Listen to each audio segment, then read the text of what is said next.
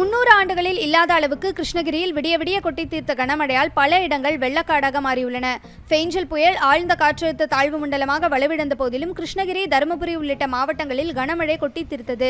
அதிகபட்சமாக கிருஷ்ணகிரி மாவட்டம் ஊத்தங்கரையில் 24 மணி நேரத்தில் 503 மில்லிமீட்டர் மழை பதிவானது. ஊத்தங்கரை திருப்பத்தூர் சாலையில் உள்ள பரசனேரியில் இருந்து வெளியேறிய உபரி நீரால் சாலை ஓரமாக நிறுத்தி வைக்கப்பட்டிருந்த வாகனங்கள் அடித்துச் செல்லப்பட்டன.